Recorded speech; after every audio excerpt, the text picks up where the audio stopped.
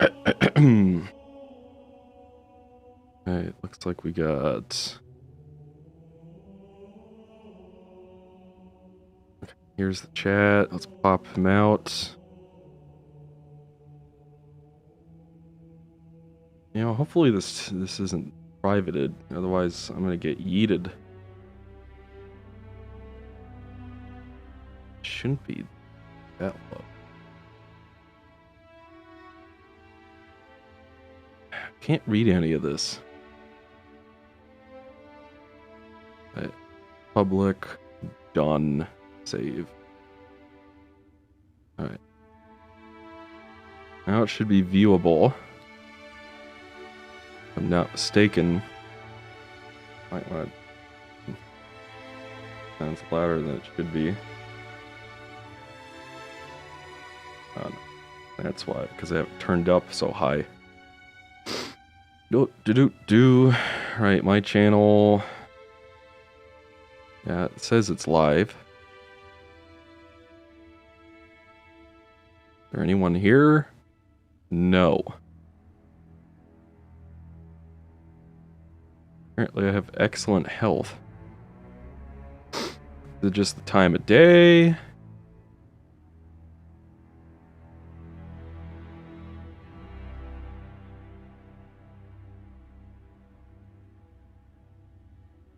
Did no one see it?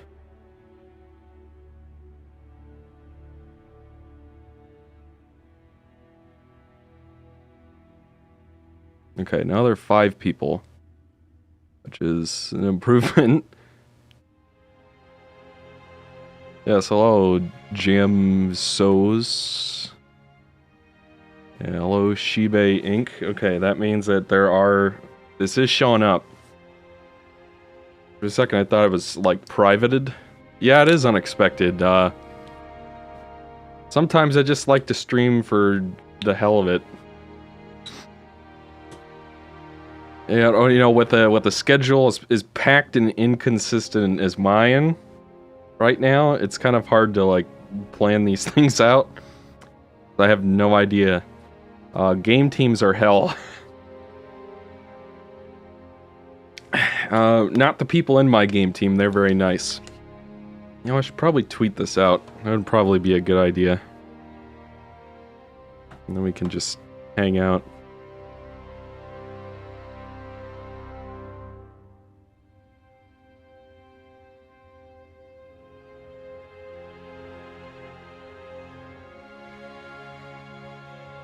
Grab the Twitch link.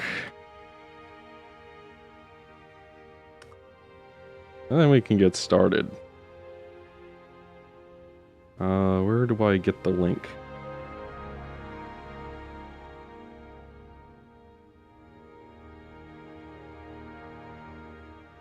How do I get the link to the stream? Oh, actually, it's probably just my freaking Twitch channel URL, isn't it? Huh? I don't really use Twitch that much, so you'll forgive me. Oop. All right. We'll wait for a few more people to filter in, and then we'll get started. Oh, damn it. Ah, the stupid YouTube. Put out the wrong thing. I don't know if people are just, like, in bed right now, or... I mean, it is 10 p.m. in the East Coast, I guess, but it's like, this is the earliest I could do it, so this is what we're working with, and... I mean, I gotta have some West Coast fans out here, right? Yeah, can't live everything according to the East Coast whims. It's like I gotta schedule all of my podcasts in Eastern Standard Time when I live like 3 hours behind that. Okay, it looks like we're starting to get some more chat movement here. It looks like the condition of the stream has also improved. It's just me tonight so far. What universe am I living? Well, I mean, I guess Cubed Melons, you haven't been, Cubed Melons on YouTube, you haven't been, like, I guess I haven't really talked about Halo much on, like, the review channel. Or even on the I haven't done a Let's Play in God knows how long. Yeah. So, yeah, I actually really like Halo. It's one of my new favorite series, so it's you could say it's been a turbulent past couple years for that change. 9 p.m. in Texas, okay. We'll wait for like a few more people to filter in. There's Danny Ben Smith. We're at 8 viewers on both.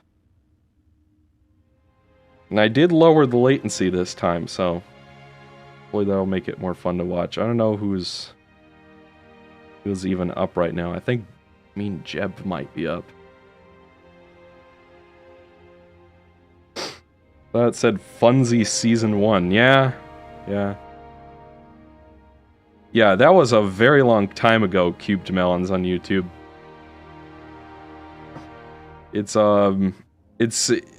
That was before I replayed the series.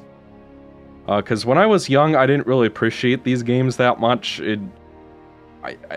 I wasn't the audience for them at the time, because I was a younger kid. I didn't really enjoy playing shooters. I didn't really get the story, or the characters, or the themes, or all of that kind of stuff. So, I mean, I'm streaming on both Danny's... Dan Smith is asking me if he should watch on YouTube or Twitch, and it's like, I don't know, I stream to both. Just because, you know. I'm streaming on both for convenience, because I know some people like more than the other. I don't know why it is that people seem to prefer Twitch, but they do. So Twitch is an option, and people do follow me on Twitch, so assume they'll prefer that. So. Oh, you haven't even seen my Spiral Roars yet, Stratilax on YouTube. I did see the Sonic movie, Kevin Lee? I'm not sure how that's pronounced. I did see it. I thought it was surprisingly not terrible. I was shocked at how not terrible it was. I might even go so far to say that it was kind of good. The only problem is that it kind of has a little bit of the Kingdom Hearts going on, where if you look at it from like a narrative beat map point of view, right after the end of the first act, there's a narrative beat called The Ride, which is where the protagonist sets off to fulfill their motivation in the plot. And the motivation for the ride happening is Sonic dropping his bag of rings through a rando portal because what's-his-face from the movie Peep, or what's that movie with like the Easter Bunny in it, voiced by Russell Brand, that movie? Tom Wachowski, I think is his name, in the film. Tom shoots him with like a tranq dart, and then he drops the ring, and I thought that was like so contrived. That was really the worst thing I have to say about that movie, though. Like, I was surprised at how good... What's his name? The Grinch. Jim Carrey. I was surprised at how good Jim Carrey was as that version of Eggman or Robotnik or whatever you want to call him. Like that scene where Tom and Robotnik are on the phone, and Robotnik tells that story about like how the last time someone punched him in the face, he like got him back. I thought that was a great scene. And it really made me care about that version of the character for some reason. But yeah, Hop, that's it. Thanks. Great. So, big fan of your content, Exo. Would you consider a Aurora and Resident Evil remake? Well, it looks like more people are in the chats now, so we could probably get started. I mean, it's okay. 15 on 1, not as much as I'd like, but you know, I'll take what I can get. And looks like 31 on YouTube. So we'll go. And by the way, if they're Captain Keys, if you guys have any problems with the stream, feel free to let me know, and I'll look into it and try to fix it. It's just gonna be me tonight. I'm gonna go ahead and disable the preview so that I don't run up my bandwidth, and we'll go ahead and get started. We'll be doing this. Nuts. That's not what I wanted to do. I was practicing, you see. I was practicing a little bit last night, but I forgot that I had like the challenge skulls turned on, which makes the game a million times harder. Cause like I'm okay-ish, or actually, why the hell didn't I just pick quick start? That's so much easier. All right, we're doing this on legendary. Hopefully, yeah, all the skulls are off. Thank goodness. Yeah. So as far as Resident Evil Remake is concerned, I might move my mic up just a hair.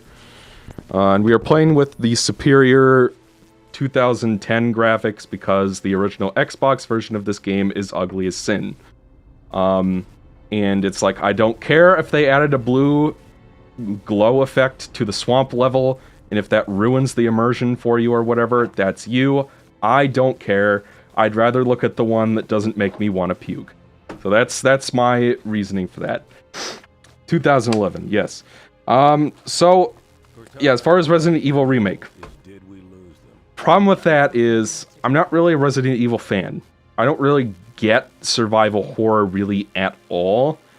It's like a genre that, at best, I feel like survival horror is like a supporting genre to a primary one. Like, if you have like a sci-fi game with survival horror elements in it, I will enjoy that more than strictly survival horror. Because I hate the stiff control. Like, I tried to play Resident Evil 4 once, which is a very popular game. Everybody loves it. It's considered one of the best games in that series, and I did not care for the controls at all. I did not care for the story at all.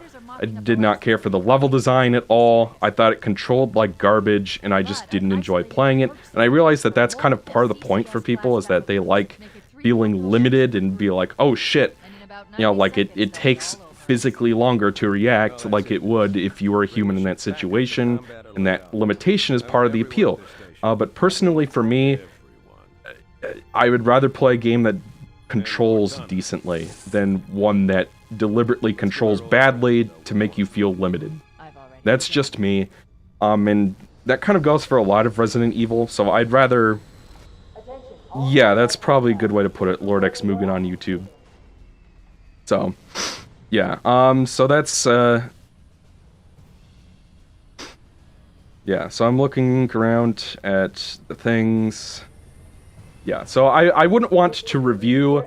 By the way, that's the longsword that you escape in at the end of the game. It's kind of a nice little... This game is really good at setting up things and paying them off later.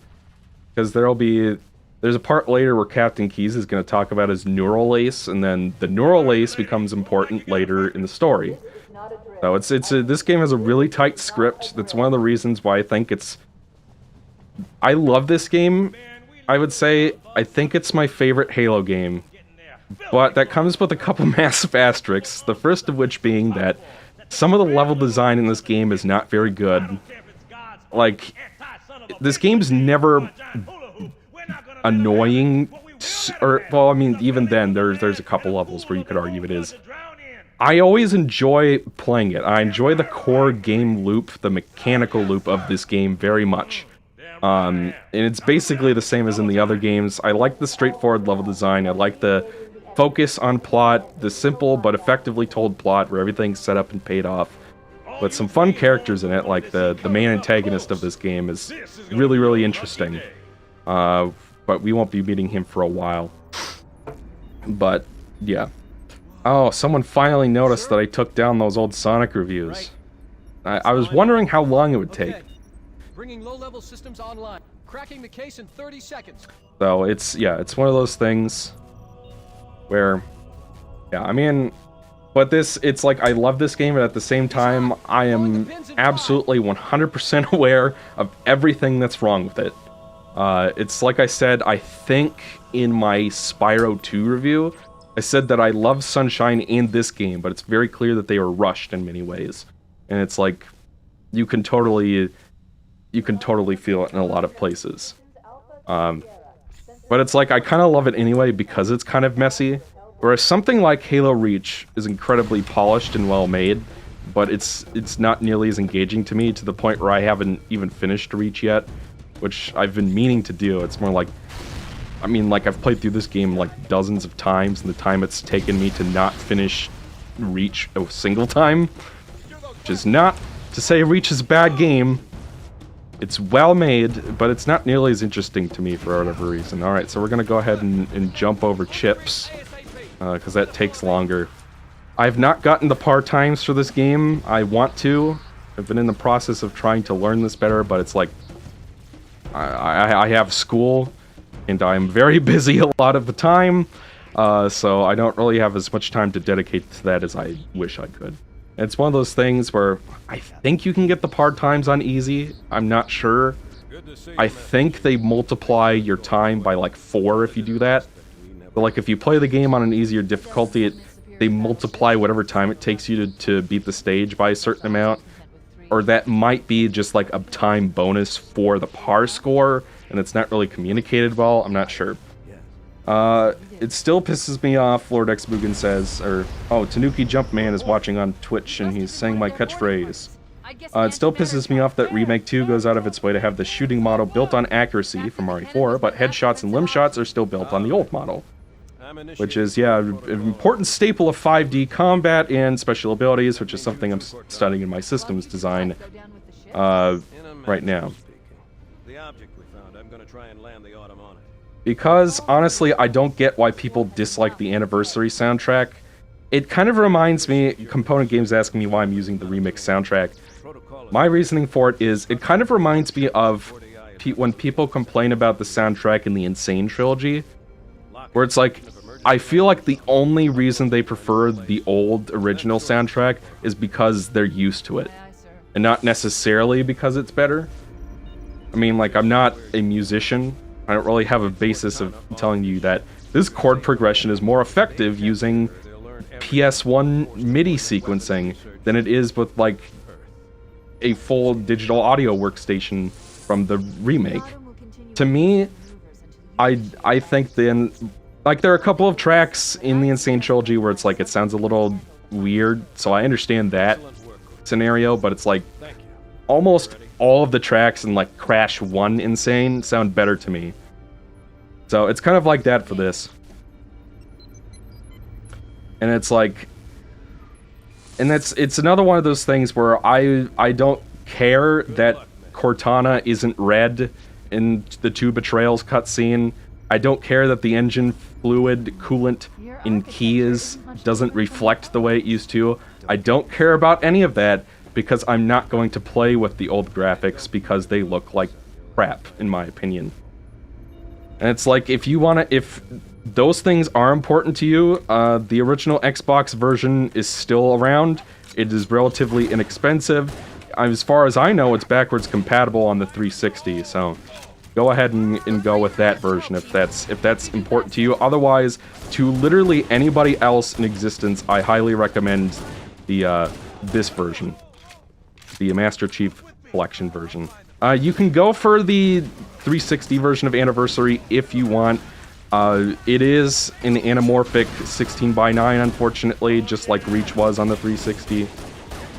And that's kind of a problem for me. I'd much rather, like the graphics are the same, but the resolution is like anamorphic, and it doesn't even run at 60. So it's like, you might as well get it on either Xbox One, where you will get it in 1080p by even on the default models, or play it on PC and have a much better experience that way.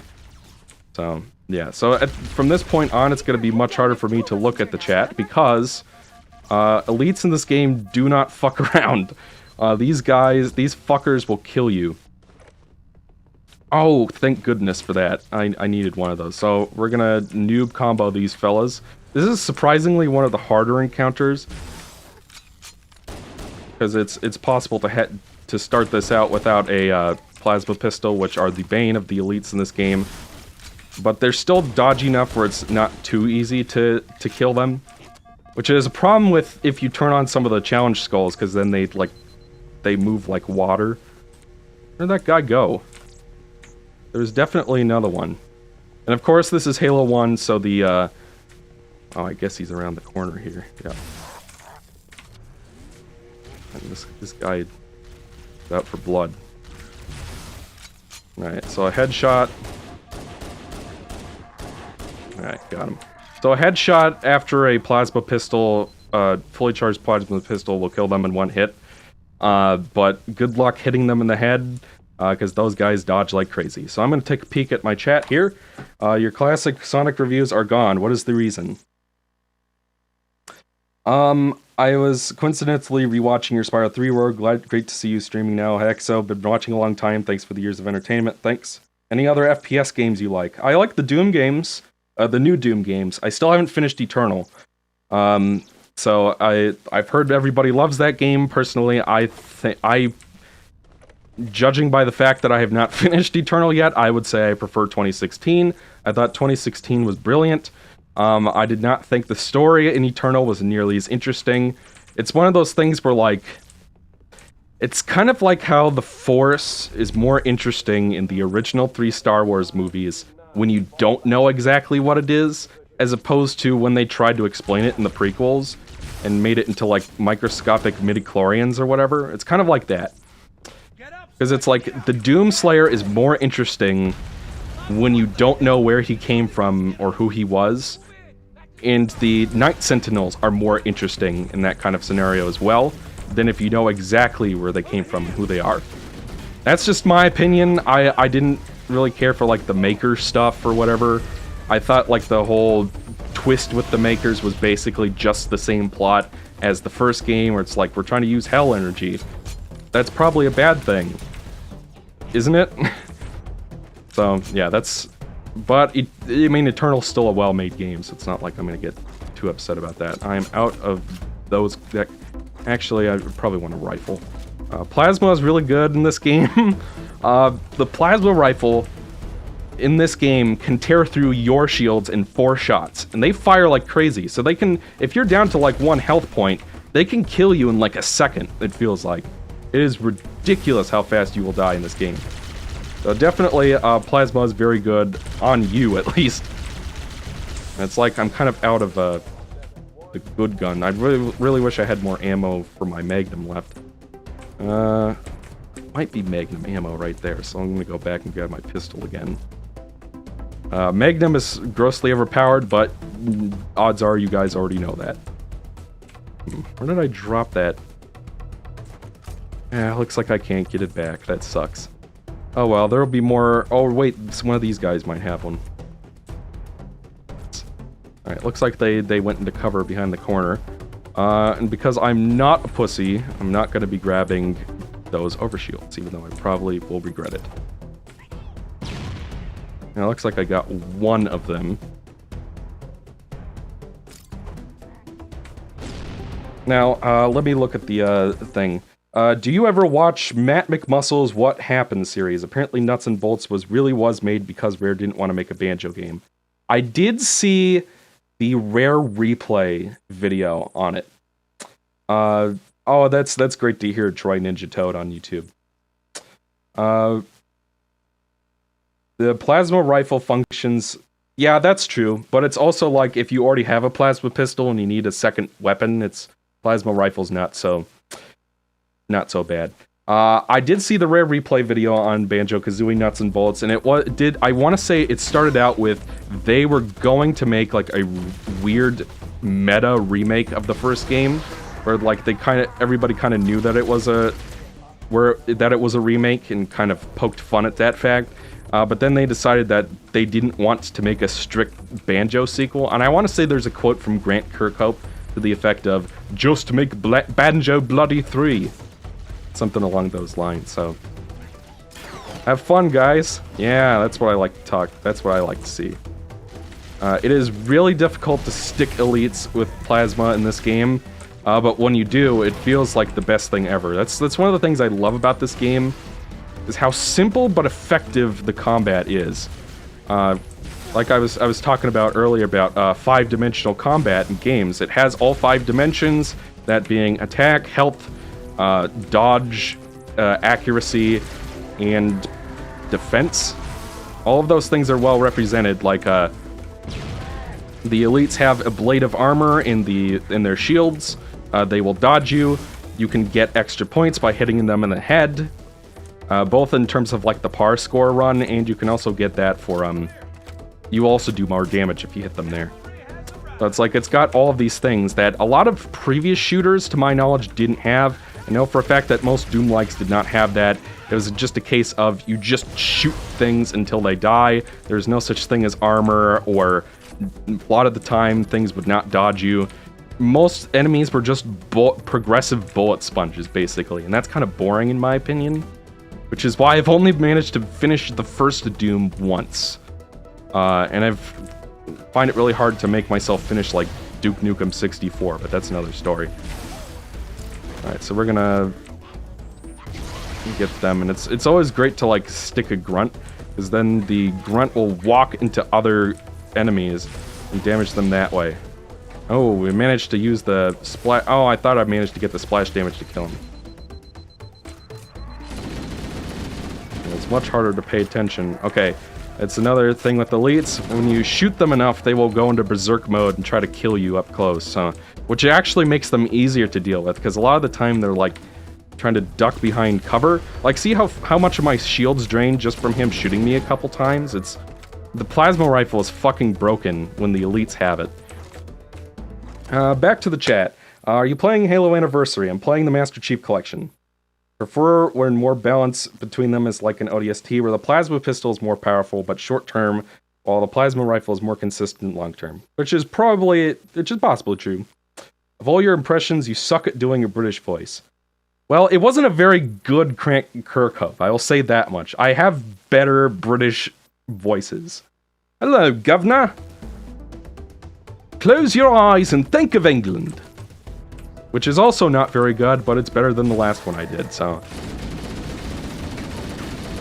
Alright, so we're gonna try to stick them, which I probably won't be able to succeed in doing. Oh, I actually managed to kill a couple of them. That's great.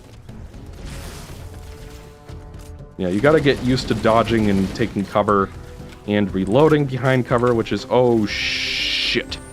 Yeah, those grenades will fuck your shit up, which is also another thing about this game, is that no matter how much defense you have with your armor, a fucking grenade next to you is gonna kill you immediately, so you gotta be very careful about that. Now, I'll fully admit I'm not the best Halo player in the world. I'm getting better with time.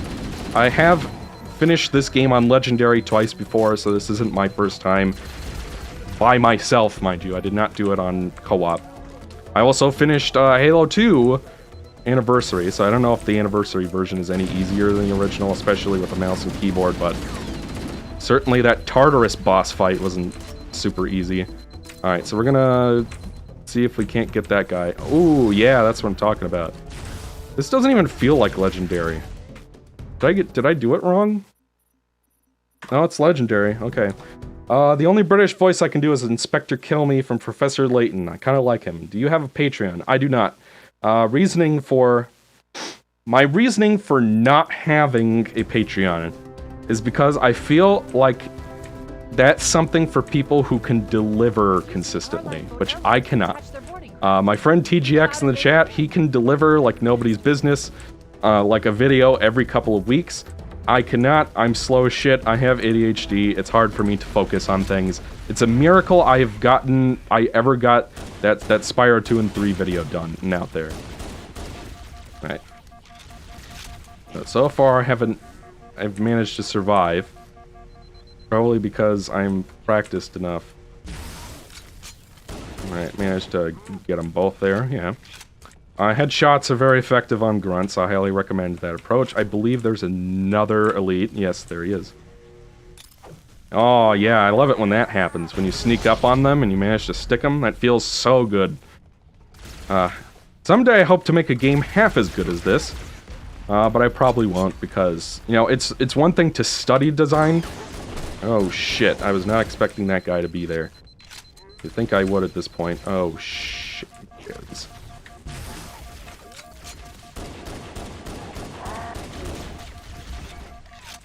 Let's take care of that grunt real quick.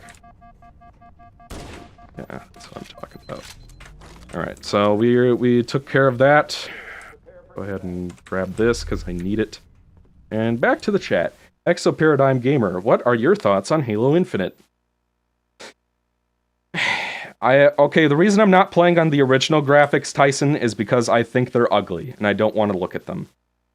Let's see. Okay, so Kevin, thoughts on Halo Infinite? I don't really have faith in it. Of course, I want it to be good. Okay, so that door is going to open, and there's going to be like an elite and a grunt come out of there, so I want to be prepared for that. I don't think they come out until after these guys die or something, or you kill one of the enemies on the upper level. And the only reason I know that is because I've played this recently. With Infinite, I think the concept of open world is interesting and different. I'd not really I'd have to actually play it to know, like, how they do it and how well they do it. I think it's very clear they're kind of aping off Destiny a little bit with, like, this whole idea of the stuff with the Banished is just going to be, like, the first pack.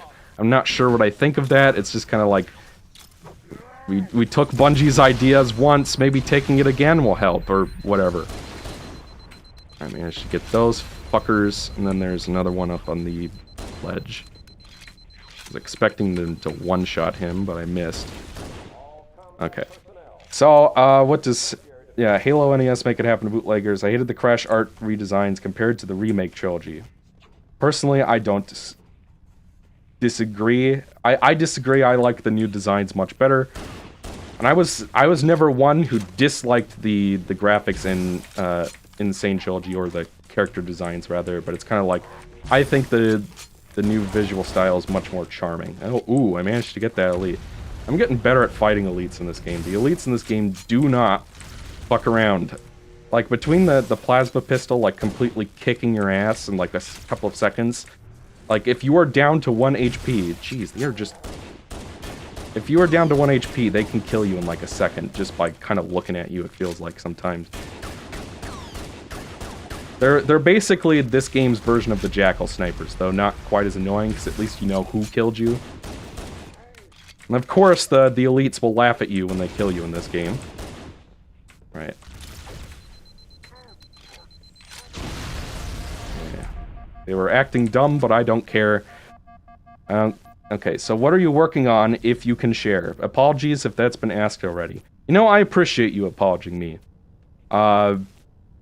Because, like, a lot of times people will just, like, assume they're the first person to ask me something, and that gets kind of annoying sometimes, so I appreciate that, Mr. God of Spaghetti. So as far as what I'm working on, unfortunately, I have been working on school, because I'm going to a game design college to learn how to make video games, and so surprisingly, it's not a lot of fun in games, and it's actually one of the harder degree programs at that school. Oh, fuck. That would have been, like, really good if I had my plasma equipped. Okay, I managed to get him. Right. So now we're gonna move on. This is one of the harder encounters in this level. But what I was working on before school started was a remake or rebreak on Metroid versus Metroid Zero Mission.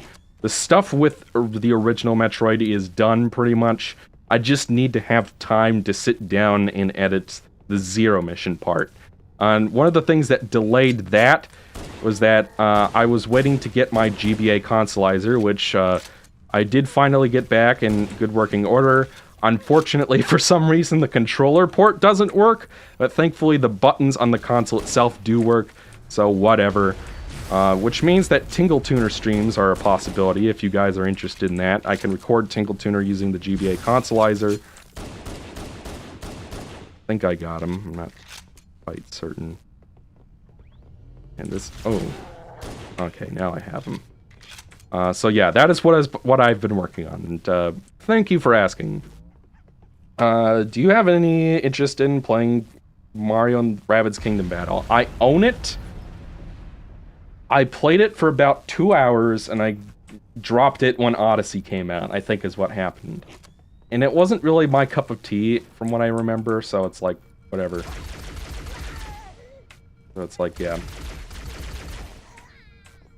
I mean, on the note of the graphics, you guys are welcome to prefer the original graphics if you want. I don't see how anyone could possibly think that this looks better than this.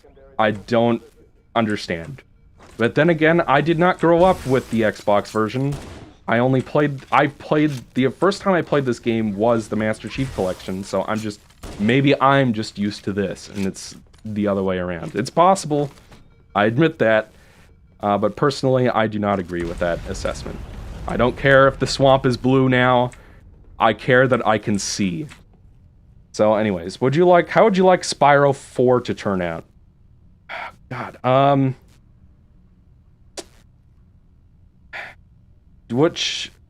Spyro 4, I hope that Toys for Bob can do it. They did a fantastic job with Crash 4, which I am in the process of playing for myself, but like I said, I've been busy. Everything that I've played of that game so far, I have a couple issues with the box gems, but I had a couple issues with the box gems in the older games as well, so that's nothing new. You need to kill these grunts quick or they will grenade you, and you won't be able to escape because there are these doors that close. So you won't be able to escape backwards and they'll shoot you, so that's a big problem if you have challenge skulls on, so I recommend being careful of that. Yeah, so it's because that is the PC version. Yeah, I mean, I don't care. Let's see, so I hope that Toys for Bob could do it, because I think that between the Reignited trilogy, which was fantastic in my opinion, even if it had a couple of problems, and Crash 4 being, like, the best Crash game ever made, in my opinion, I think that they could make a fantastic Spyro 4. But because they worked on Crash 4, I don't know what's going to happen with that, because Activision doesn't seem to care who makes the games at all. They just throw a developer at it and hope that they finish it within like 10 months. So it'll probably end up being like Beanox or something that makes Spyro 4, and they probably won't do as good a job as Toys for Bob would. Not really sure why it is that Vicarious Visions couldn't have made Crash 4, but Toys for Bob made a fantastic Crash 4, so I guess I can't complain too hard.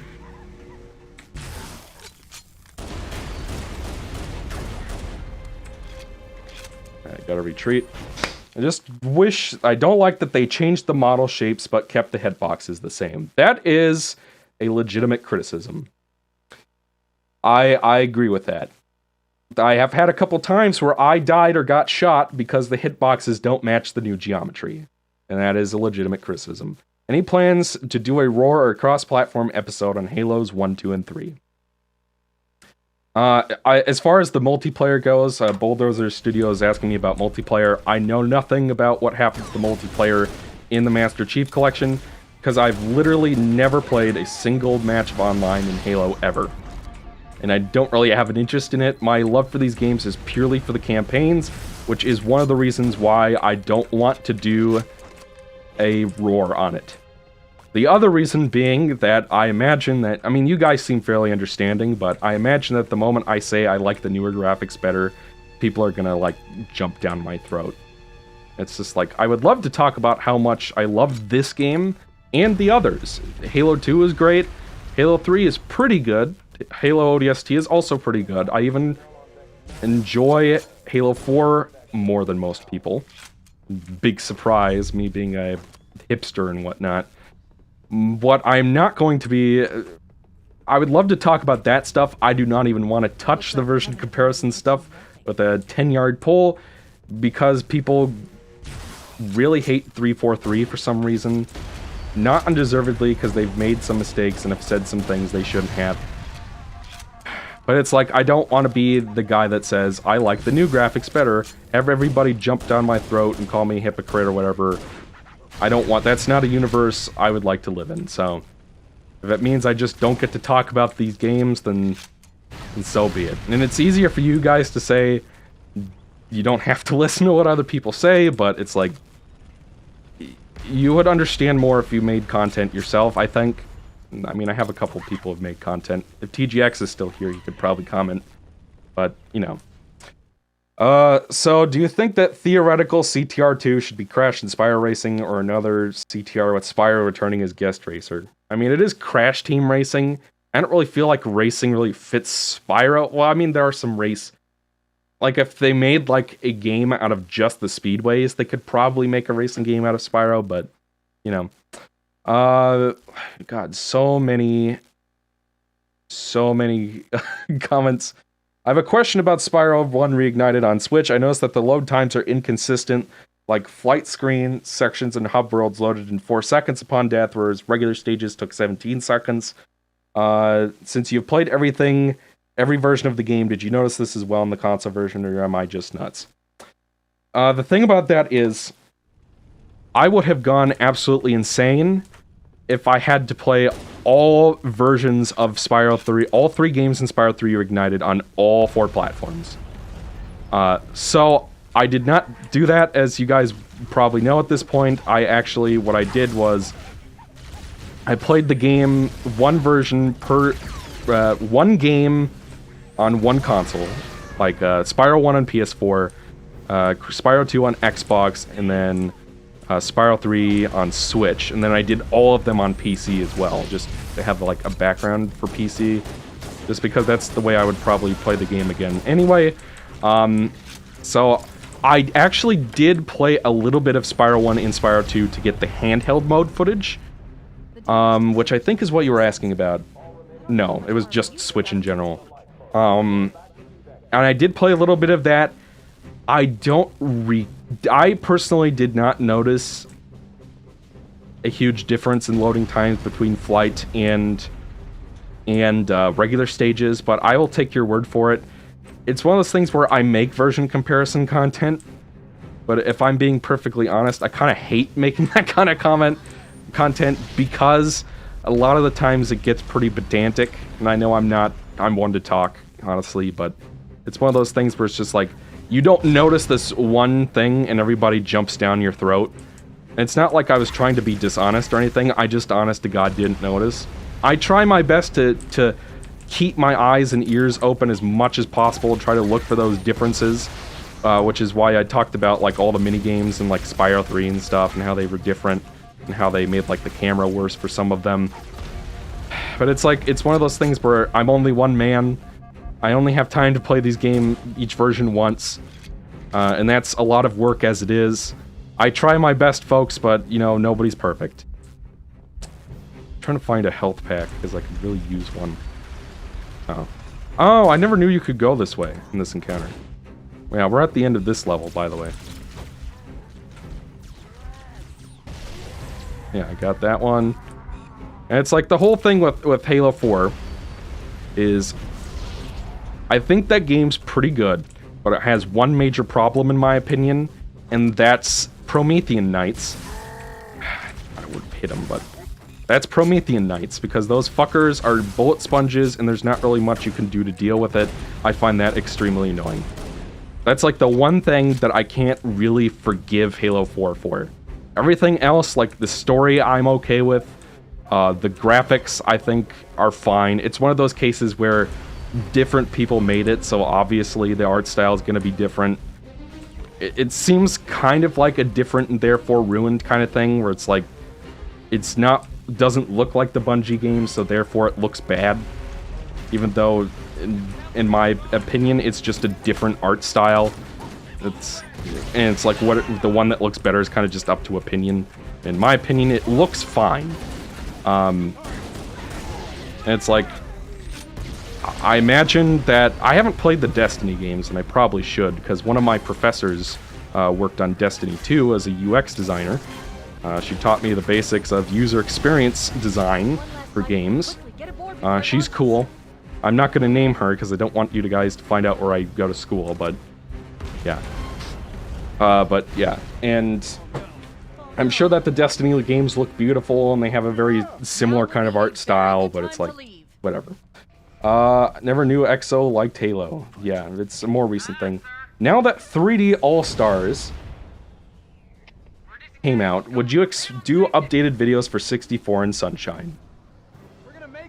I'm going to say no, because I think, with the exception of the Ocarina of Time on GameCube, I have not reviewed any emulations on Remake or Rebreak or cross-platform. I only do ports. I only do ports, remakes, remasters, reimaginings. I don't do emulations, because otherwise, when I review, like, Kirby's Adventure, I would have had to like review the NES cartridge and the Virtual Console versions and everything, and the 20th anniversary Kirby Dream Collection, I think is what it's called. Would have had to do that version. And in my opinion, because 3D All-Stars is emulated and is not because 3D All-Stars is not a source port, where they literally took the source code, which Nintendo owns, and ported it to Switch, which is what they should have done. Oh, I beat the par score. Okay, I guess it's because I didn't die that many times, and I thought it took me way too long to finish that level for the par score, but I guess not. I guess I am getting better. Yeah, so I personally don't want to even talk about 3D All-Stars because I feel like everything I wanted to say about 3D All-Stars, with the exception of the dynamic resolution in the dithering and all that shit that you guys think is funny, I feel like King K already covered it pretty well in his video. So if you guys want to see what my opinion of 3D All-Stars pretty much is, watch King K's video. I feel like he covered it pretty well, and I mean, like, I differ on a couple of small points. Like, I prefer playing things on original hardware over emulation as it is, but it's just like, I found it really disappointing that there was no Galaxy 2, that it was all emulation and not source port. I know that if you do not own those games, if you do not own 64, Sunshine, or Galaxy, and you do not own the consoles to play them on, or you cannot afford to get a used copy of, like, Sunshine, which is pretty expensive now, then if you want to get 3D All-Stars just so you can play the games, and if you don't have, like, a good PC that can emulate them, then 3D All-Stars is probably just fine for you.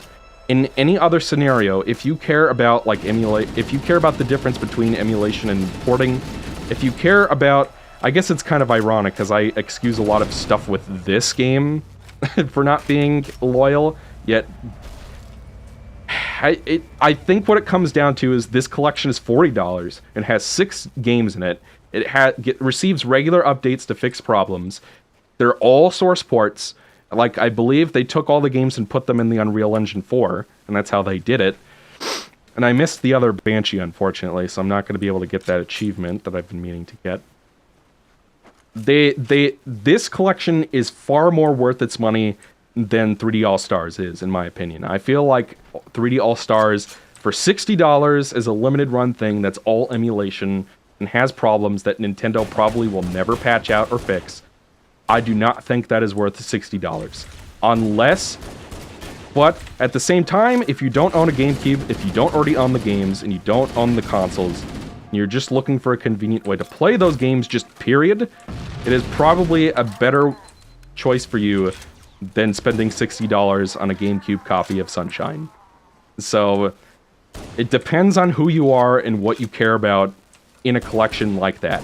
What I wanted was a source port of Sunshine running at 1080p 60 FPS widescreen, and unfortunately that's not what I got. I got an emulation with, I think, like, collision detection errors and stuff, and it's just kind of like...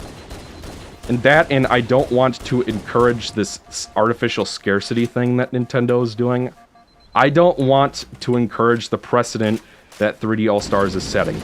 I don't want there to be, in like a few years, a Zelda 3D All-Stars or whatever, where it's like all emulations. They don't include the 3DS version of the... I mean, like, even Majora's Mask, they could fix some things if they ported it, but they probably wouldn't. They'd probably just put the N64 version emulated on a cartridge and call it good. If we allow the precedent that 3D Mario All-Stars is setting to go into effect. I'm only killing these guys for the points, by the way. I'm hoping I can get the par score for this level too. So that's my long-winded thing about the thing. If Crash 4 doesn't come to PC, I will probably cry. No head, bro, damn. Thoughts on the Bethesda purchase and Halo Infinite as a whole? Your hopes and dreams.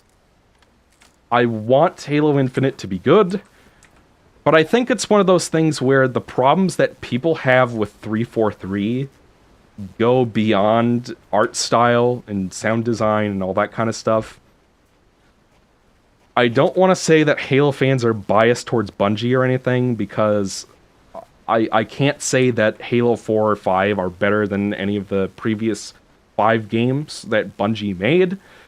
But at the same time, I do feel like there is some kind of disconnect there that changing the art style and making it open world is not going to fix.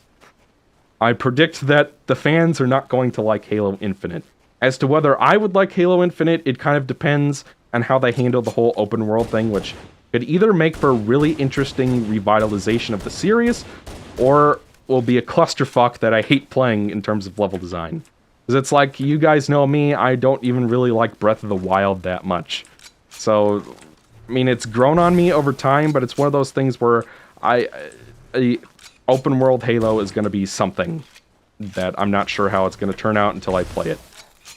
That, and I know for a fact that 343 Industries, like, you guys can critique them all you want, but Microsoft has been rushing them to shove out games before they really have time to finish it, to the point where 343 employees are applying for Bungie jobs behind the scenes. I feel like this is... I don't know how well known that is. I heard it from somewhere.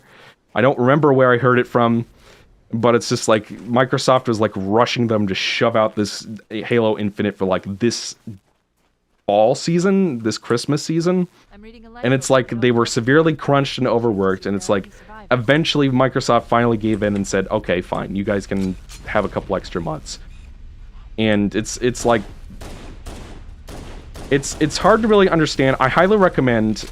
There's only so much I can talk about because I want to get hired at some point as a designer. There's only so much I can talk about in this regard, but if you guys want to know what working on a game team can be like in bad circumstances, I highly recommend the excellent documentary by... I can't remember the gentleman's name, but there's a documentary about the making of Spyro Enter the Dragonfly that is very illuminating about what can go wrong in software development and game development specifically. And it is a fascinating little thing, like, particularly in terms of like how everybody was like overworked, they didn't have enough money to make the rent, all that kind of stuff. And it's just, making games is hard. And it's like, I'm not saying don't criticize games, because obviously I criticize games all the time, and I myself am training to be a game designer. What I'm saying is that game design is a lot of hard work, and it's not easy, and it's very much not a linear process, and it involves working people of wildly different skill sets working together and trying to make a product as efficiently and as best as possible. And things go wrong, and people suffer for their art, and you know, you can critique the end product all you want, but don't be too harsh on the people that made it, because odds are, if they had more time, or if the people they were working with weren't, like, sometimes people are prima donnas and don't want to change their designs, things go wrong that isn't necessarily an individual person's fault. So that's all I'm saying there. Oh, look. And Johnson, like, followed me all the way over here. It's weird. And now he's dead. Which is a weird time paradox thing that happens in this game, is that Johnson can die, and then he will still be alive for, like, the later parts of the game. Oh, first death. Did Traveler's Tales make it, or did Eurocom? I tried watching that documentary, but it wasn't really well put together. It's true, but it's the only place you're gonna get that information, I think. It's fair to say. And it's not as well made as like, I'm not saying I could do better because it would take me forever, but it may not have the best footage or the best mic quality or the best organization, but the information is interesting, so it's worth watching for that. This time, I'm not going to go directly towards the leaked, or the leech. I can't remember how it's pronounced. I'm gonna go over here, because one trick I discovered with the leets is that they will only follow you for a certain amount of distance before they stop. Like, there's like some kind of limit in their controller script that dictates how far they are willing to follow you. So if you want to have a better experience, you're probably better off trying to take them out with the Magnum from a distance here. And up to a certain distance, it becomes really tricky to headshot grunts, I find. But it is what it is. Good luck saving the Marines on Legendary. You're gonna need it. I've not managed to do it before. In this encounter, at least. Because, like, they will bum rush there. I'd be curious to know from the chat if you can just run. I think you need a warthog to clear a gap in a tunnel after this. Oh, I should go for the skull that's in this area that I do not have yet. I've been meaning to do that. Congrats for the first death at 50-ish minutes. Thank you. Exo, the biggest problem is corporate management interfering with game development. The developers are almost always screwed over for a quick buck. There's some truth to that. Definitely in the case of Enter the Dragonfly, that was true, where, like, they had, like, 25 levels done, and then I think Universal came in and said, no, all of these are not Spyro or whatever, or you're not allowed to change the formula over the previous games or whatever. And then I want to say that the CEO of Vivendi, some guy named Ricky, looked over they pitched a plot concept for Enter the Dragonfly that was basically an evil dragon shows up and steals dragon soul energy or something. And then the CEO of Vivendi was like, there are no evil dragons in Spyro, or something to that effect. And then then the developers for Enter the Dragonfly were annoyed to find out, when Hero's Tale came out, to find that the next game had an evil dragon as the bad guy. Okay, I was not expecting that to happen. That's an example of the collision not matching the new geometry, which is something someone mentioned earlier, which is true, and one of the things that I can agree with people on regarding this version of the game. It is what it is. I'm willing to tolerate it so that I don't have to look at visuals that look like this. Because, I mean, this is one of the better looking environments in this game, and it still looks like, look at those 2D trees. Look at how ugly these ferns are. I mean, like, I guess the grass texture looks okay, but, like, remember, Jak and Daxter came out the same year as this game. Actually, I think this was 2000... Was this 2001 or 2002? I can't remember. But it's like Mario Sunshine came out the year after this. Kingdom Hearts came out the year after this. And this game came out the year before, and it looks like this. So that's, I think, relative to the time period, the graphics in this game are pretty bad. In terms of the original version. The new graphics look much better, in my opinion. So, yeah, that's me bitching about the original graphics again for the 154th time. Okay, so update, opinions on Crash Insane Shoji. My opinion has improved over time. Yeah, one of those developers did only art. I think it's Check 6 did only art. And all the employees at Check 6 only spoke Japanese. Which was a problem, because they'd, like, send off, like, a mocked out level to have the art done. And then they'd hand off the mock level to the artists to beautify it up and make it look nice. And then they would, like, they'd put, like, prefabs in the way so that you couldn't finish the level. And then the developers would send it back to Check 6 and say, hey, the player literally can't finish this level because you put this thing here to make the level look aesthetically better, but you made it so that you can't finish the level. And then the people at Check 6 would go, sorry, I don't speak English. Even though some of them did in fact speak English. So the CEO of Check 6 would have to go in and tell the artists, take out the prefab that's blocking the way. So there were a lot of problems behind the scenes with Enter the Dragonfly. And honestly, I used to say I enjoyed that game. But it's like, once you know how much the people suffered making it... Oh, there's another leaked coming in. And I'm gonna be screwed if it gets me. Once I found out how much the developers suffered making Into the Dragonfly, it makes it harder to enjoy it. And you don't hear about a lot of this stuff because developers have to sign non-disclosure agreements. So like the companies that they work for will literally tell them, you're not allowed to talk about your experience making this game, or what you are doing for the game, or what it's about, or anything. And it's like one of those things where if they violate that agreement, they can get sued. So that's why you don't hear about a lot of stuff that happens behind the scenes in games like that, so... Oh, okay, this game looks cool, but wouldn't playing games with others be more fun? For some people, sure. B-Man78 asks... Yeah, sorry I haven't been paying as much attention to the Twitch chat, gentlemen. It's, oh, Abif's in there. My bitrate should be 5,000 kilobits per second. ExoParadigmGamer. Actually, let me check the stream real quick and see what it looks like. It says on YouTube, it says I have an excellent connection. Oh, I have 130 viewers on YouTube right now. That's cool. There's only 6 on Twitch. I guess it's a function of YouTube notifying my subscribers. I don't own a Sega Saturn, Seamus. I would love to, but they are very expensive, and I need to get a cable for it so I can record it. And the games are expensive too. Okay, so in the bitrate, bad for anybody else. It should be at 5,000 kilobits per second. Okay. You typed it multiple times and you didn't read it. You might be better if you highlight it or whatever. Yeah, there are a lot of comments, folks, so I'm sorry if I can't get for them all.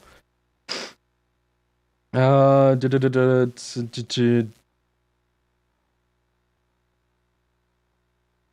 multiplayer? Okay, so that is something I did not realize.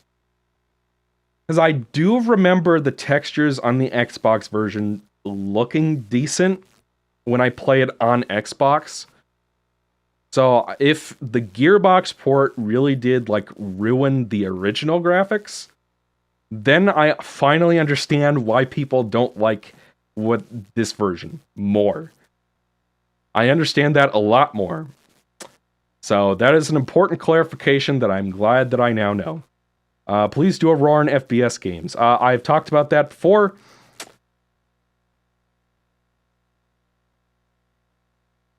Okay, so especially with Forerunner architecture, a lot of detail. Yeah, that's probably true. So, I believe you guys. I'm glad that I know that now.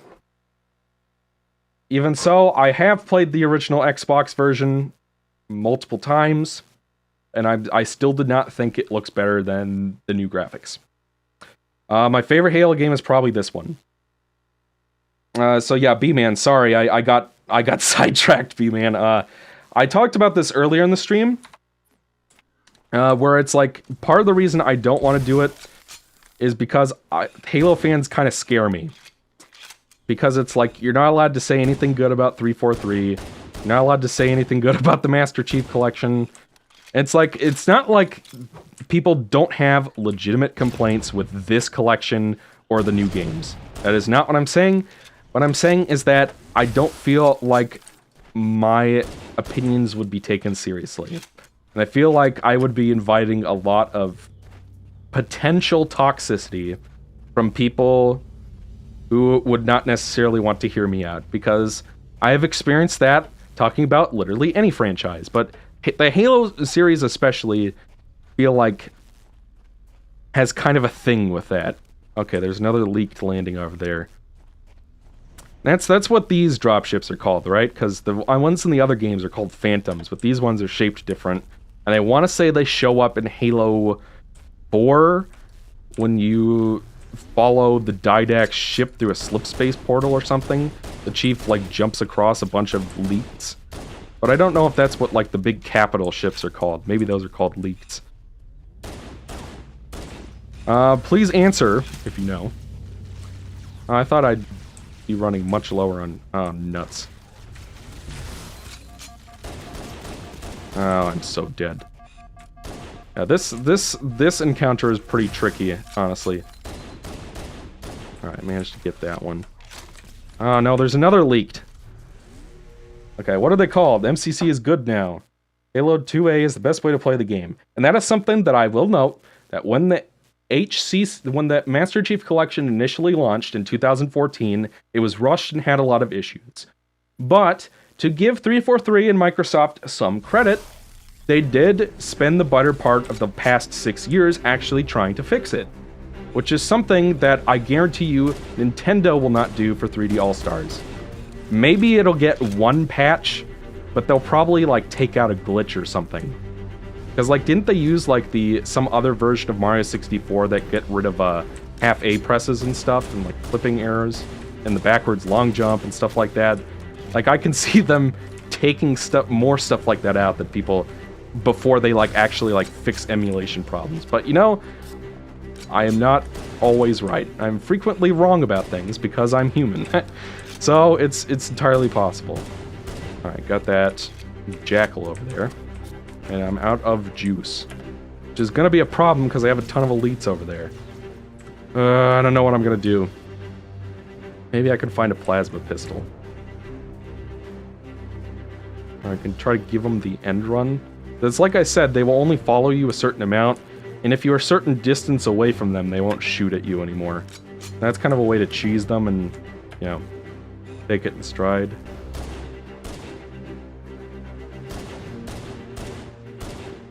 I guess the tree collider is getting in the way.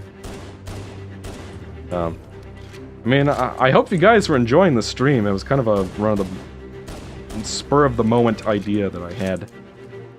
I mean, people are coming in and they're asking questions and stuff, so yeah. This playstyle is a bit jank.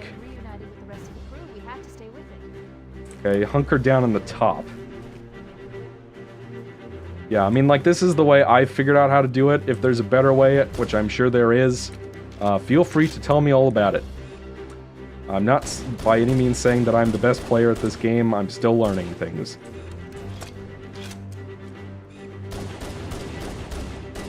Yeah, those... God, I need another plasma pistol. Problem is that the moment I go over to grab it from, like, that jackal over there, I'm gonna get yeeted. And now I'm officially out of Magnum bullets, so I'm gonna have to make a run for it through the Forerunner structure. BD is so hard, I tried it on Rare Replay and got yeeted. The Leech is only in the game Halo 4. Spirits are the ships in Combat Evolved. Thank you. I appreciated knowing that. Just found your channel a month ago about Oach Remake or Rebreak. Love your content. Well, thank you, Dave the Plump. Which do you prefer, Series X or PS5? It's gonna, like any other console, it's gonna come down to the games.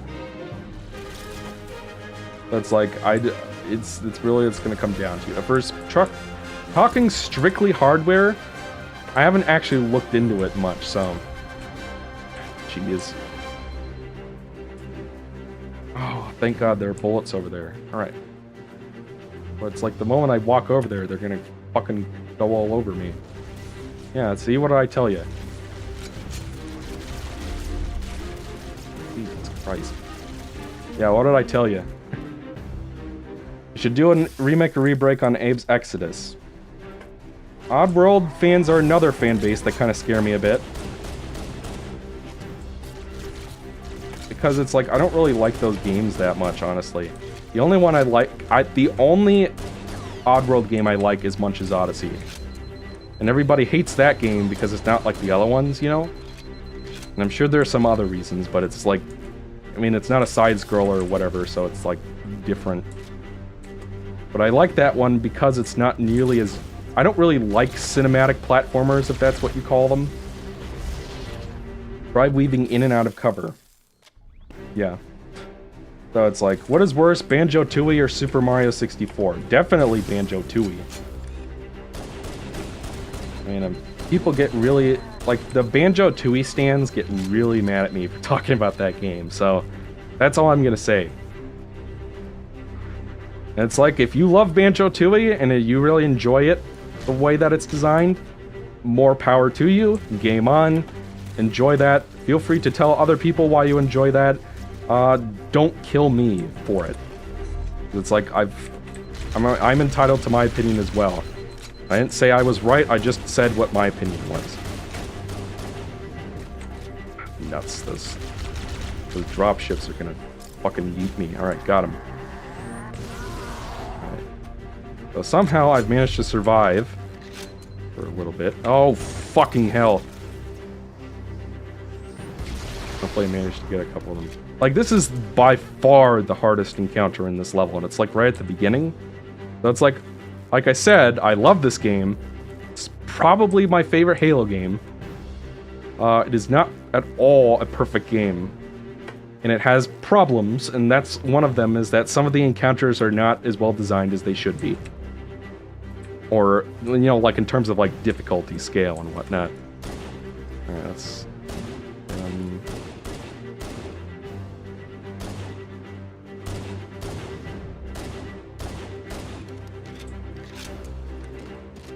I need another... That looks like that elite's coming for my bum. Get that major.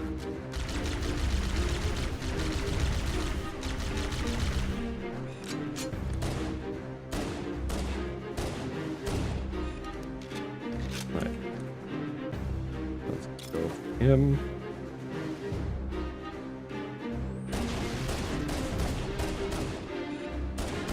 Oh yeah, that's another instance of the colliders not matching the geometry. Alright. Almost got fucking nuked by that jackal there. Okay, got him. Which means I can finally nab myself a new plasma pistol. I mean, you can give it to me or he can give it to me, I don't care. Same difference for me. Alright. Ah, thank God, Foe Hammer's here. Oh, it's about time. Okay. Get good. Yes, apologize that. Roger, Echo 419. This is Fire Team Charlie. We read you. Is that you, Foe Hammer?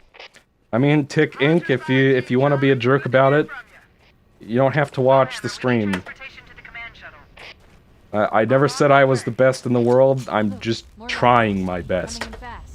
Which may not be anywhere close to your best. I've only beat this on Legendary a couple of times. But in my defense, I did eventually make it through, so... Okay, so we'll probably stop after this level, because the next level is kind of shit. I think the next level is the worst level in the game. We'll finish this level and then we'll call it a stream. Second half of C gets repetitive IMO, Halo 2A is my favorite so far. I think that Halo 2 is probably the best game in the series, in my opinion. My opinion, not fact. Just in terms of, the encounters are really good, the gunplay is really great, they solved a lot of problems from this game. But there's something about the story in this game engages me more.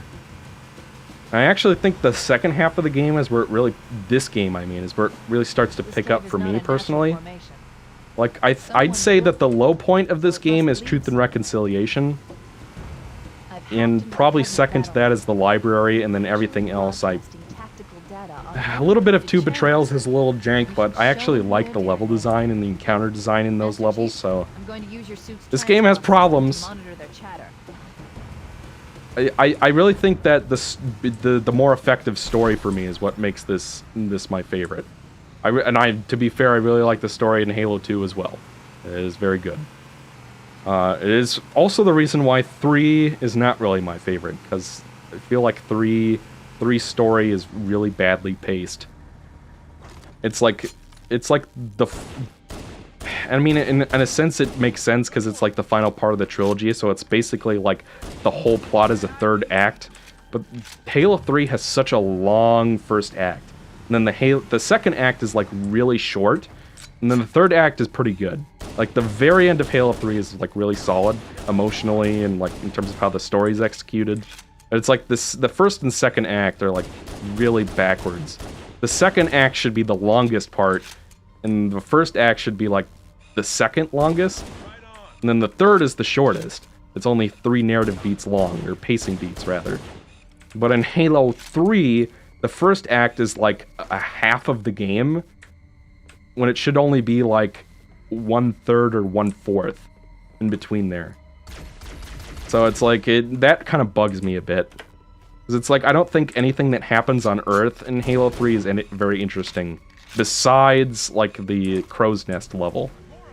And obviously the opening level, if it were up to me, I'd say the moment after Crow's Nest, they should have gone to the Ark. That's how you would pace that plot better. When Truth calls them on the monitor, they see the Ark portal open. And then you escape the base, and you convince, what the hell is his name? The Fleet Admiral. Played by Ron Perlman. Lord Hood. You convince Lord Hood to let you go to the Ark after Crow's Nest. And then you spend most of the game on the Ark from there. That is what I would have wanted, but unfortunately you spend so much time, taking out, like, anti-aircraft guns or something. And that shit's, like, not important to the plot at all, in my opinion. The plot is about what happens on the Ark, and learning more about the Ark, but you only have, like, 2 or 3 levels on the Ark, and then there's the Cortana level. Okay, now this encounter has yeeted me a couple times, so I'm gonna teach you a little trick I learned. And I'm sure TIC Inc. is gonna tell me that it's the wrong way to do this. I mean, like, and that's another thing I don't like about Halo 3 is that I think Michael Wincott is a much better voice for Truth than Terrence Stamp was. And I like me some Terrence Stamp. He's been good in other things. I do not think he's a very good Truth. I think that Michael Wincott was perfect as Truth.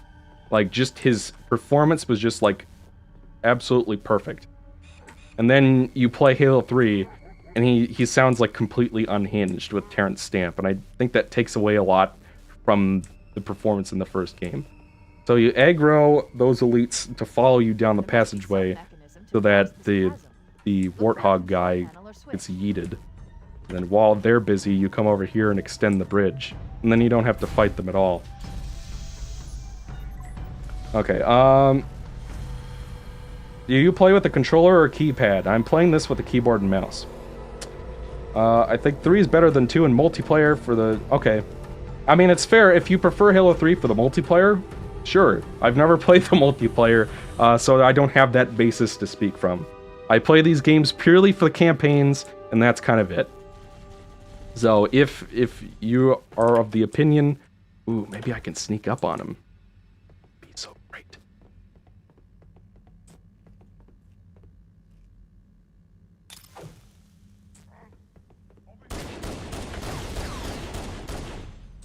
Alright. That's one of them down.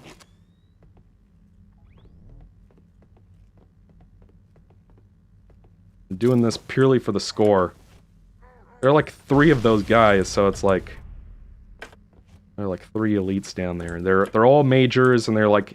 If you... And I think the last time I played this, I was down to low health and couldn't get more until after this encounter, so it's kind of tricky. Looks like I got them all. Famous last words, I know. But yeah. So if you prefer Halo 3 for the multiplayer, more power to you. I believe you that the multiplayer is better than 3. Personally, I did not think the campaign was as good as 2. And certainly, I could make plenty of arguments as to why Halo 3's campaign is better than this game's. Personally, I'm not of that opinion, but I would perfectly understand why someone would prefer that campaign over this one. Because there's much less repetitive level design, the levels are a little bit more open-ended, which allows for more, I guess, strategies to approach each encounter. The gunplay the better gunplay from 2 is in there, and there's some cool new weapons like the Spartan laser. Perfectly understandable. But for me, the better story in this game wins out somewhat. And it's like the combat in this game is still fun, and I find that with Halo 2 and 3, as much as I love them, I feel like the battle rifle and the carbine are kind of like the go-to heuristic for defeating every enemy.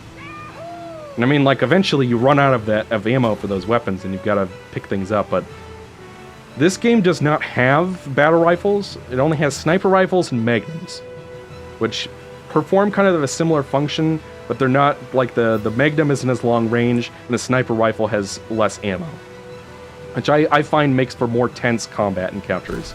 So in this game, you actually have to get good at the noob combo. You have to get good with the needler, you know, and stuff like that. And I find that that doesn't necessarily make it better, mind you. I just find that something that I appreciate about this game, is all I'll say. So, there's an enhanced port of 2A and XBLA and 360, backwards compatible one, individually or on replay. Okay, yeah, I did review that. Start on CE was the first game in the series, yes. Glover or Mega Man and Bass?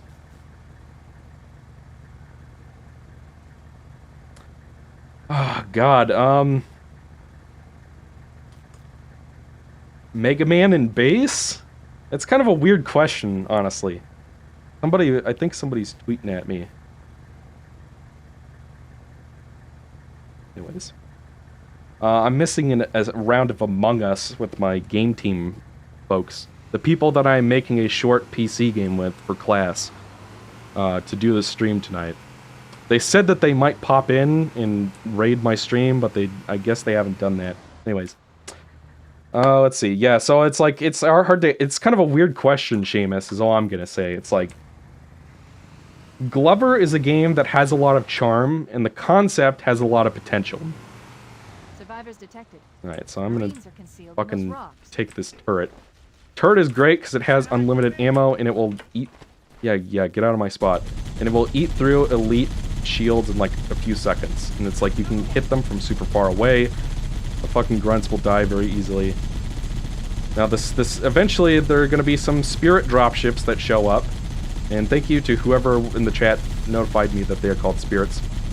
I appreciate that. There is a sniper rifle over there that I want to get eventually, but I don't have it now. Someone in the chat asked if there was a game that... Someone on YouTube in the chat asked if there's a game that I reviewed that my opinions have changed a lot on. That is an excellent question. There's certainly plenty of games I've talked about in my reviews that I have changed opinions on. Like, I want to say, like this game, for example, in my shitty, old, super dated, what the hell was it called? It was a playthrough, or it was a review of Super Mario 1. Super Mario Brothers 1. I said something to the effect of, I'm glad I grew up with this game and not Combat Evolved. Complete reversal, this is now one of my favorite games of all time, so opinions can change, because people change, and that's just how it is. It's I would love to say that as a human being, I figure out what my opinion is right away, and I stick with it for the rest of time. But surely you guys have all had experiences where your opinion has changed on something. Eventually a couple dropships are going to show up. Yeah, Glover playthrough. If people want to see me play Glover, why not? You could say that's an excellent question. Mega Man and base is fine, I prefer 7. Which is, it is your right to do so, sir, and I fully support that. Let's see. Hey Exo, times suck RN, you doing good? I'm doing alright now. I was actually doing much worse, like, probably about 2 weeks ago. But midterms are over at Game Design College, and I turned in my big systems design project on Monday. Now that I've done that, my life is much better. Okay. Let's say it. Hey Exo, I don't know if you will see this message, but if you do, I just want to let you know that I enjoy your content a lot. Keep up the good work. Well, thank you, Matthew. Did you see the article about how Phil Spencer says new Banjo-Conquer games are up to Rareware? Okay, well, I mean, certainly, I like Phil Spencer, I think it's safe to say. He seems like a genuine, nice guy, cool guy. I mean, obviously, I don't know what he's like in real life. He could be an asshole, for all I know. My dad has probably met him, but I've probably said too much already. Phil Spencer seems like a cool guy. I don't know how much of what's happened with Rare can really be attributed to Microsoft versus a lot of the original talent leaving Rare. Certainly, I would like to see more Banjo games, more Conquer games, but it's also like, I've seen Project Spark, I've seen Conquer HoloLens. Okay, here comes the... Take that, you sucker. And that's what makes Elite so satisfying in this game, is that you get a good, decent weapon and you one-shot them, and it feels amazing. Because they're so hard, normally. Relatively speaking. Like, Elites... This game has the hardest Elites, in my opinion.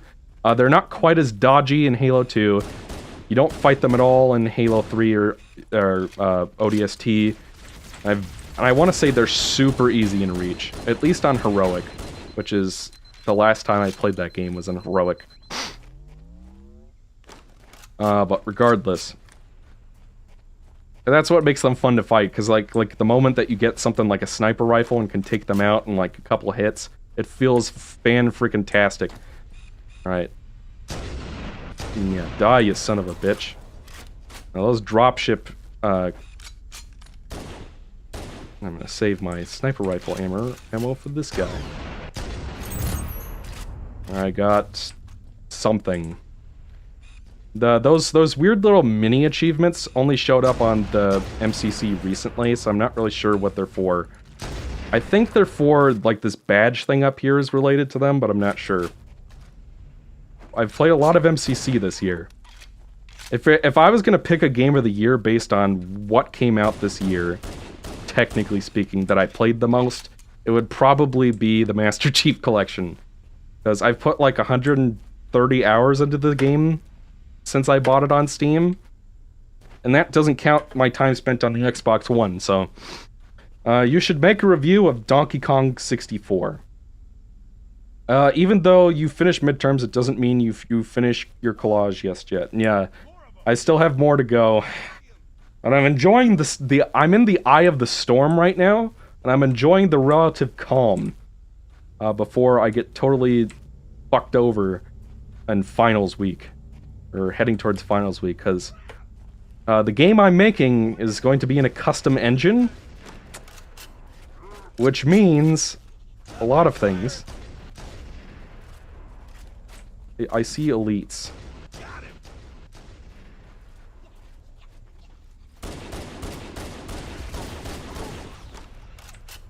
Yeah, I'm gonna try to... Yeah, they're... I'm trying to save my Marines. So we don't have to have a time paradox happening. Okay? It's one... Someone pops... Oh man, I'm so dead. Okay. Ukulele shouldn't have been based on Tui. Honestly, I feel like Ukulele is much more like the first game.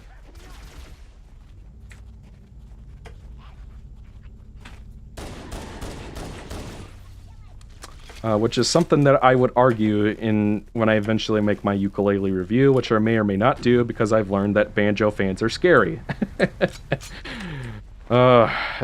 Yeah. Learn that banjo fans are scary, and I don't want to mess with them and tell them that I think that ukulele is the best banjo game.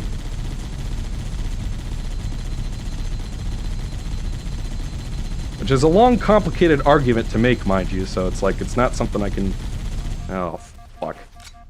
Not something I can easily address here on stream. I do really like ukulele, though. It is a game that has grown on me with repeat playthroughs.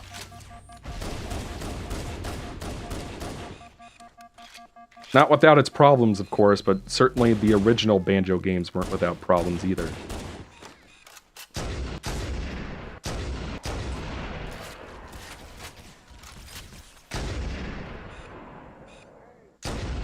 Got him.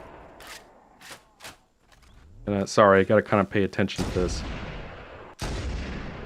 Oh, finally, the fucking Marines actually did their job. I think that's the first time in this playthrough that I've seen a Marine kill anything. Yeah, but that turret is really helpful for this level. We got a couple more encounters after this, and then once we wrap up this level, that will be it for this stream, I think. Alright, here comes Faux Hammer. We read you, Echo 419.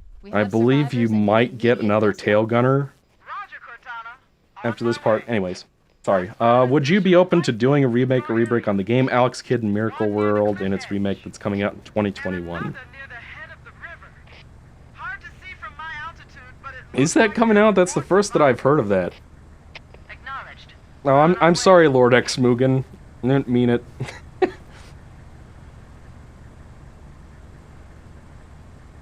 And I say banjo fans are scary. And it's like I said earlier in the stream, if you love Banjo-Tooie and you disagree with my opinion on it, you are more than welcome to it. Clearly the game, I think that to some extent, the game's just not for me. Coming from my design background, I can probably draw on my knowledge of level design and provide a more articulate argument for why I think the levels don't work in that game. But it's to some extent whether you find something engaging is completely up to you. If there's one thing I've learned from studying design and conducting playtests, it's that players are never wrong about how they feel.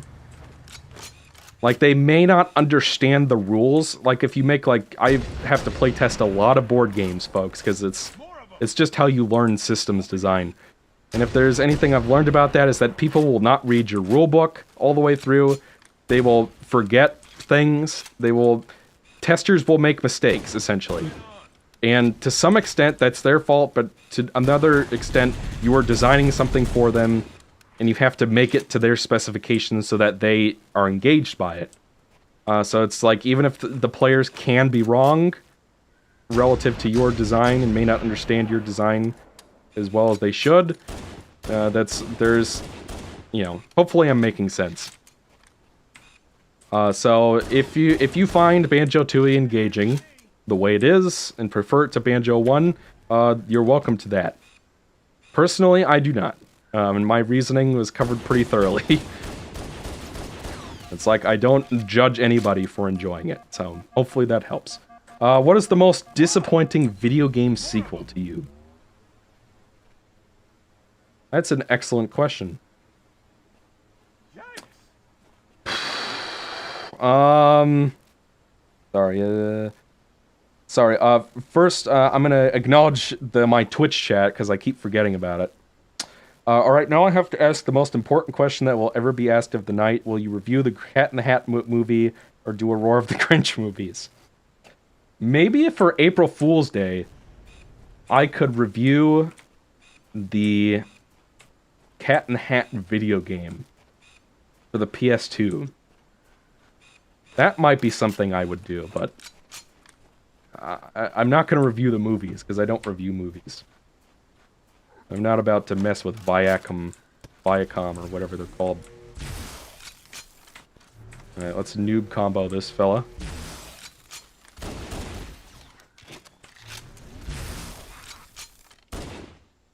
Yeah, headshot. Alright, and then of course those elites over there are out for blood.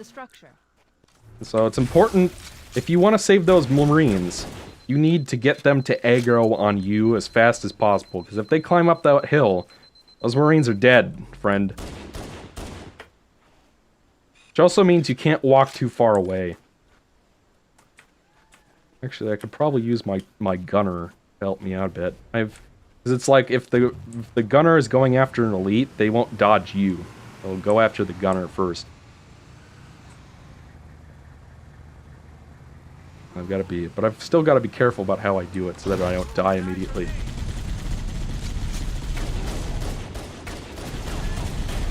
Alright, that's one. Oh, he's already dead. The gunner managed to do it himself. Ah, fuck. Should have known there'd be another one. And then the gunner managed to get... Oh, the gunner's dead. Oh, it kind of worked. Alright, I better go grab that... Oh, he's still alive! Okay, I guess that noise... Like, I have to have the game turned down so it doesn't echo. But I guess the tail... What I heard, the screaming I heard was the elite and not the gunner. Alright. More ammo. And I'm gonna escape. Are you gonna archive this stream on YouTube? Probably. It may not be as easy to find as I'd like, because I'm terrible at archiving streams, but I don't see any reason not to, so I probably will. Okay, I'm gonna yunk around the corner here.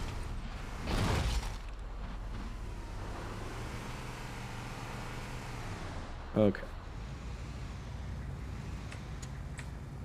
Alright, I'm gonna try to see if I can take out that guy. Okay, so you should play Doom 2016. That game's great. I agree.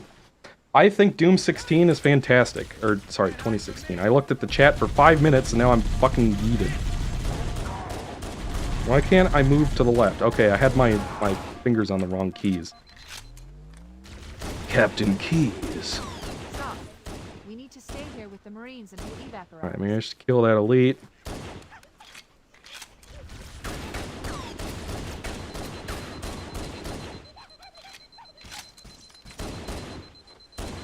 Alright. Sorry, I have to concentrate. I already focused too much in the chat earlier, now I'm... Oh. Mixed up those majors there. Let's make sure there are no Covenant hiding in the area. You know, it would be nice if the Marines would help me instead of sitting up on the cliff top and waiting for me to do everything. Yeah, that's right. Eat shit and die, motherfucker. Sorry, like I was saying, I thought Doom 2016 was fantastic. It might be the best first-person shooter I've ever played. I mean, I know everybody likes Eternal, but like I said, I haven't finished it yet. I didn't think it was as compelling as as Doom 2016. But certainly it is a solid game and has a lot of the same things going for it that 2016 did, so, you know, understandable if people prefer it. Okay, so we have one encounter left, and then we're done with this level, and I'm gonna stick around and hope that I get another tail gunner. Yep, here he comes. This is a chat stream anyway. Sure. Did you ever have a chance to listen to the Mario Rabbids music? It's fantastic. I thought it was also pretty good. Would you be open to doing a mini review or something like that for the 4 mini games that Sega is releasing on Steam for a limited time? Are those prototypes that Sega is putting out? Which is kind of interesting. My least favorite FPS series? I mean, I've only played a few of them, like multiple. I've played Duke Nukem, like the FPS Duke Nukem games, which is there are only 2 of them as of writing. I've played Halo, all the Halo FPS games so far, even if I haven't finished Reach yet. And I've played Doom. I've played a little bit of all the Doom games. So if you're asking me what my least favorite is of the ones that I've played multiple games in, it's probably Doom. Only by virtue of... It's not even like that I hate the games or anything, it's more like... Doom, the older Doom games, I see the appeal of them. I do not find them nearly as replayable as this game, even. And this is, depending on who you ask, one of the worst Halo games. Well, I mean, the worst Bungie Halo games. So it is what it is. I'm running out of fucking ammo again. And those guys probably hole up and do nothing.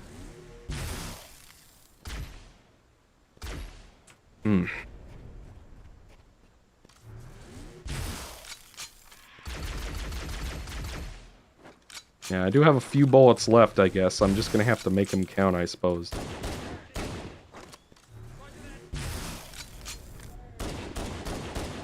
And I'm out of ammo. And I'm running low on a plasma pistol juice as well. So I have a couple choices. I can either backtrack to an old encounter and see if I can't find more ammo for my pistol. That's probably the best choice. Sorry, guys. I think there's another entrance to this area that might be close to a lifeboat. I'll try that first, and if I can't, I'll probably have to go back. Oh, there's a lifeboat over here! Just someone in the chat was probably going to tell me about. Okay, fantastic. Oh, yes! Yes! Oh, thank God. And there's even some health for me. Okay.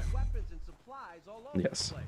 Doom Original had a nice first chapter, but the other chapters... Yeah, I haven't played any Call of Duty games Switch Star, so... but as far as I know, they're basically gameplay-wise identical to Halo, in that they have like a dual-wield system and kind of like a Halo ODST kind of stamina kind of thing going on. Or it's like, which is basically regen health. So it's like, yeah, it's like... So as far as I know, I probably enjoy playing at least the earlier Call of Duty games just fine. I just haven't played them yet. So I'm not going to say that they're my least favorite if I haven't played them yet. Let's see. And this one has some little bit more juice. Alright, I'm going to go around the long way and kill those guys. And I'm not going to go downwards into the area until I've killed everybody up here. All the Covenant, I mean. Because the moment you go down there, the Marines that are in the structure get completely obliterated by the elites. Alright, I'm gonna go ahead and...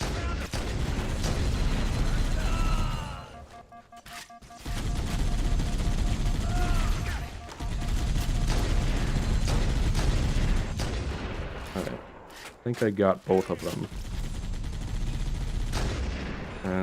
Takes care of that guy, and then we got this one left.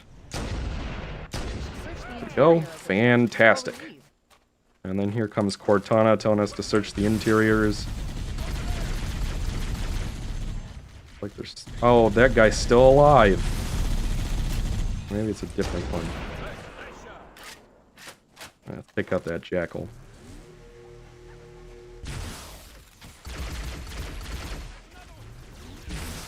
New combo. Is it just me? I'm sure that someone who's a bigger Halo fan than me can answer this. I want to say that when I popped this in after playing a Halo 2 Anniversary recently, I found that the weapon switching is slower in this game.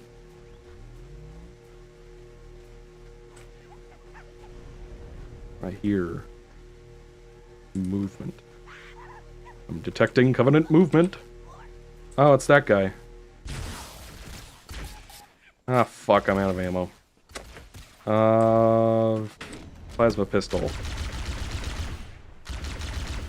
Yeah, I should probably go walk up there. Anyways, really, people really like Blops, but I find that one of the weaker ones. I assume he means Call of Duty Black Ops. Okay, COD is slightly different from Halo. The problem I have with Doom 2016 is they always lock you in a room to fight the demons, and you can't leave until you kill them all. Yeah, I understand that if you don't like that kind of design, you probably will not enjoy Doom 2016. But I recall Doom Eternal doing the same thing, though. Maybe it does it less, and that's what he means, I'm not sure. And again, I got to the Hell Factory level, and then that's where I stopped playing Eternal. It's not even because I hated it or anything, there's something about it wasn't clicking. Like 2016 did. To be fair, I want to say that I was really scared of Doom 2016 the first time I played it. And because of that, I didn't finish it in my first playthrough. So maybe if I'll play Eternal again and love it or something. Oh. Alright. Let's see. No, they both do it, and I don't like either. Well, fair enough. This section in Legendary is just tedious. I kind of agree. Really. Interesting. Okay. I actually appreciate that it homes in, because otherwise it would be like impossible to kill some of the elites with the challenge skulls on, so... That's one of those things that's not necessarily bad or necessarily good, it's just a thing. So I suppose that if you're used to a certain way, you might find it annoying. Let's see. Get over here. This guy is so dead. Alright, is that it? Is that all of them? I think? Yes, thank you, Cortana. Alright. That's the first 2 levels done. Okay, interesting. He's being held on a Covenant. Okay, you guys can... The Truth and Reconciliation, a ship I disabled before we abandoned the Autumn. Alright, guess I'm going around the long way. That's annoying. Maybe if I, like, throw a grenade or something, they'll move. Okay. Well, I had to kill one of them. It's their fault for not getting out of the way. And that's certainly a thing that I'm going to guess is not in the original, so... That's 1 point for that audience. There's our ride. Get aboard and let's get out of here. If you ever want to play a COD game for the campaign, Black Ops is the best one. Eternal's problem to me is where the lead designer says something to the effect of, Doom 2016's combat wasn't interesting because all you do is circle strafe, there's a problem. And that new Serious Sam game was bad. I have not played any Serious Sam games, so... if anyone is interested, Ion Fury is an indie game that is an homage to old maze FPS games such as Doom 1 or Duke Nukem. Would you be open to doing a remake on Postal versus the remake Postal Redux? I have not heard of Postal before. Oh yeah, Jamso is on Twitch is asking me about the DK64 stream I promised. I'm not sure what happened to that, I don't remember. I think what happened was, around that time, Retropolis Zone said, "Hey, the Exo, do you want to do a Super Mario 64 race with me and Twip?" And I'm like, sure, and I didn't know what I was getting into, so... Stick to Yeah. the higher ground to the right. So, unfortunately, this is where I'm going to have to call it quits because this level will probably take me 2 hours.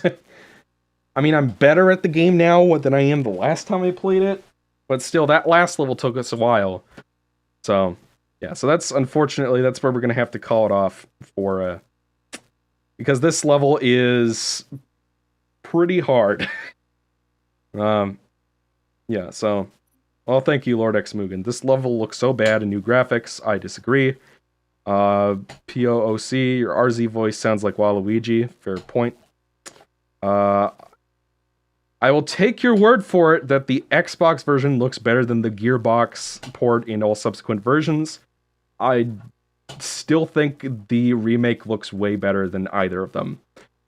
Get Smash next stream. I don't know when that will be. It'll be when I have time, unfortunately. So, yeah, play trombone for me. No worries, mate. Thanks for streaming. It was fun. Bye, everybody. So, hope you guys all enjoyed, and I'll see you guys some other time.